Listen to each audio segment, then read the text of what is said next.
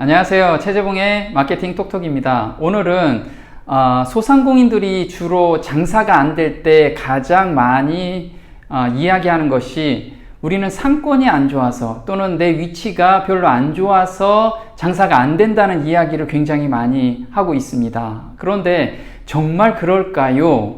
이 부분에 대해서 한번 이야기를 좀 해보려고 합니다. 제목으로는요, SNS 마케팅은 남의 힘을 빌리는 것이 답이다. 네, 부제로는 시장에서 파스타집이 성공할 수 있을까요? 이 부제입니다. 한번 질문을 해보겠습니다. 시장과 파스타집은 잘 어울리지 않죠. 그런데 의외로 파스타집에서 젊은 청년이 돈을 많이 버는 것을 확인할 수가 있었습니다.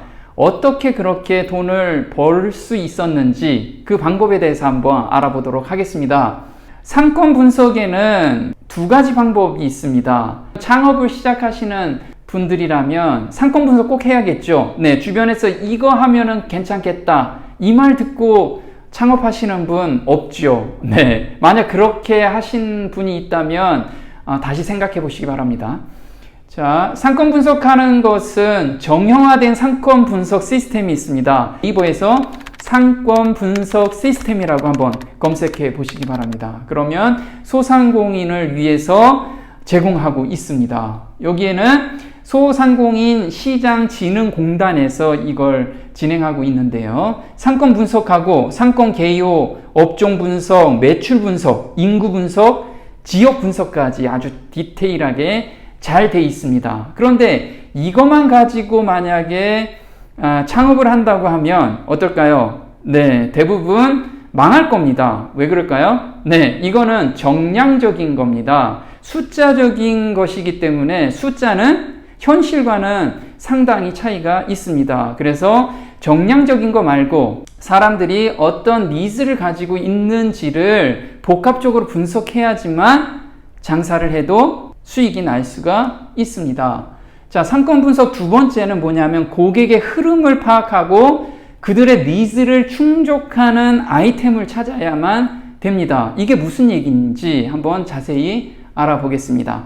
제가 서울시 청년 상인 육성 프로젝트에서 사업 단장을 2년 동안 진행을 했는데요. 이때 정릉 시장에 청년을 입점시키는 구상을 좀 했습니다. 그래서 사업 브리핑을 쭉 받으면서 아이템을 고를 때 어떤 아이템이 이 시장에 맞을까를 굉장히 고민을 하기 시작합니다. 이곳에 파스타집을 내게 됩니다.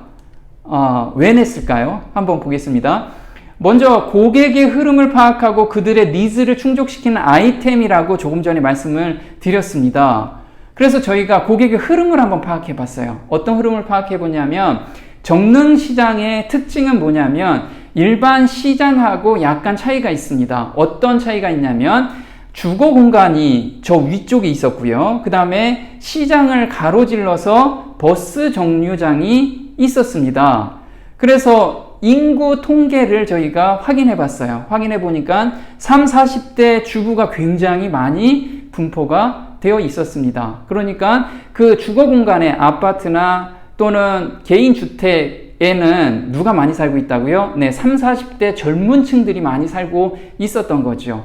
그래서 이분들이 시장을 통과하는데 쉴 곳이 마땅하지가 않았던 거예요. 그래서 이분들이 중간에 쉴 수 있는 공간이나 또 여성들은 어때요? 서로 정보를 많이 공유할 수 있는 그런 공간이 되게 필요하죠. 그리고 여성들 중에서 파스타 싫어하시는 분 거의 없죠. 네, 맞습니다. 그래서 저희가 중간 지점에 파스타집을 한번 내보자라고 생각을 했어요. 근데 좀 핸디캡이 좀 많이 있었습니다. 보통 파스타집 같은 경우는 1층에 이런 주부들은 뭐 유모차도 끌고 다니고 하기 때문에 1층이면 굉장히 좋겠는데 가게가 나온 것이 2층이었어요. 그래서 2층에 정말 파스타집을 해도 될까? 이런 의문점이 좀 많이 있었죠. 그런데 그 핸디캡을 극복할 수 있는 어떤 페이버를 준다면 충분히 승산이 있을 거라고 생각하고 시작을 합니다.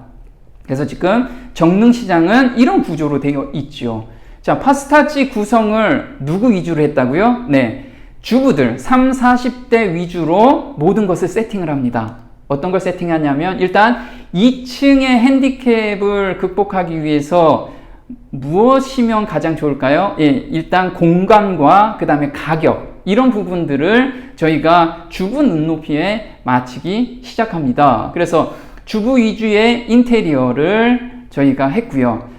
물론 한정된 예산 안에서 엄청나게 좋은 분위기를 만들 수는 없지만 주부들이 충분히 많이 모여서 이야기도 할 수 있고 그 다음에 시장이지만 좀 더 세련된 분위기에서 먹을 수 있는 그런 공간으로 만들었습니다. 두 번째는 메뉴입니다. 주부들이 메뉴가 풍성해야겠죠. 네, 파스타집에서 피자도 하고요. 그 다음에 파스타 가격도 아무리 맛있는 파스타라고 해도 가격이 높으면 주부들이 안 먹겠죠. 그래서 보통 10,000원에서 15,000원 그 사이에서 가장 메인 메뉴를 저희가 가격대를 형성하게 됩니다.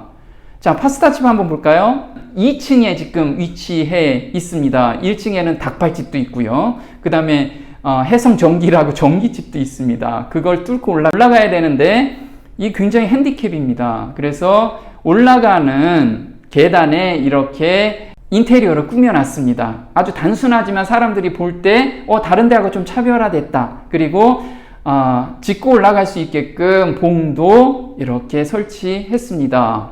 그 다음에 인테리어도 이렇게 시장 아니지만 그래도 편안하게 쉴 수 있는 공간처럼 인테리어를 꾸몄고요. 그 다음에 메뉴 구성도 이렇게 했습니다. 여성들이 굉장히 좋아하는 메뉴로 파스타를 준비했지요. 그리고 가격대도 한번 보시기 바랍니다. 이 집은 올리브 오일 파스타가 굉장히 메인 메뉴입니다. 그럼 가격 형성은 12,500원에서 14,000원까지 형성이 됐어요. 그러니까 어때요?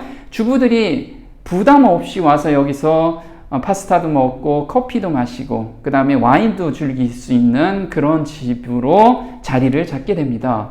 각 테이블에 이런 SNS 확산 마케팅을 전개하기 시작합니다. 인스타그램에 게시물을 남겨주면 테이블당 음료 1개가 공짜고 인스타그램에 게시글을 10개 올려주면 어떻다고요? 네, 원하는 피자나 파스타를 무료로 주는 이벤트도 했습니다. 블로그에 올려주면 영화 상품권도 추첨해서 주는 이렇게 하다 보니까 그 주변 지역에 있는 주부들이 어때요? 입소문이 하나씩 나기 시작을 합니다. 그리고 지역 장사하시는 분들은 인스타그램 같은 경우가 전국에 확산될 필요는 없지요. 1차적으로 자기 반경에 3km 이내에 있는 사람들이 알게 되면 찾아오게 되는 거고 고정 고객이 확보가 되는 겁니다. 그러면 고정 매출이 되겠죠. 그래서 이분들이 입소문에 의해서 주부들이 이제 하나둘씩 찾아오기 시작을 합니다. 그래서 인스타를 보면 이렇게 정말 정는 맛집이 생겼다. 파스타 맛집 생겼다. 나 저기 가서 너무 맛있게 먹었다. 분위기도 좋다. 이런 내용들이 꾸준하게 올라오기 시작을 합니다. 그래서 자리를 잡게 돼요. 그래서 제가 오픈날 이렇게 우리 젊은 청년하고